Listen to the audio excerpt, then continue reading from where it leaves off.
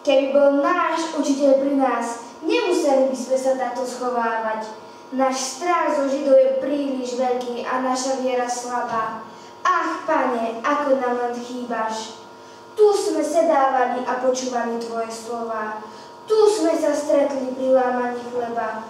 Kiež by si bol pri nás a dodal nám silu šíriť Tvoje slová. Pokoj vám. Pane, si to Ty? Bratia, pokoj vám. Ako mňa poslal Otec a ja posielam vás. Príjmite môjho ducha. Príjmite Ducha Svätého. Dostávate silu a dar moci odpúšťať hriechy. Komu ich odpustíte, budú mu odpustené. Ale komu ich zadržíte, budú zadržané aj na nebesiach.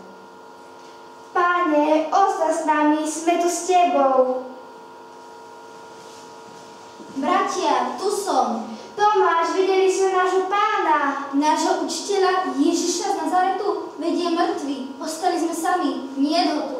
Náš Pán žije. Neuverím, keď neuvidím rany na jeho rukách, nohách a boku. Uverím až tedy, keď svoje prsty vložím do ran na jeho rukách a svoju ruku do jeho boku.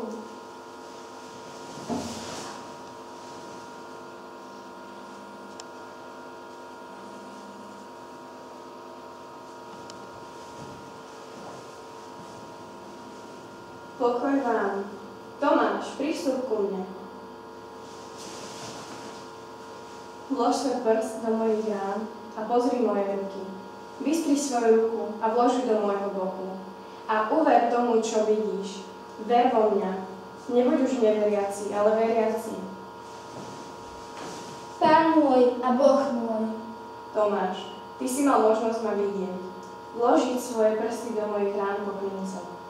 Uveril si preto, lebo si ma videl. Blahoslavení budú tí, ktorí uveria vo mňa, aj keď neuvidia znamenia môjho utrpenia, lebo im to zjavil Otec, ktorý je na nebesiach.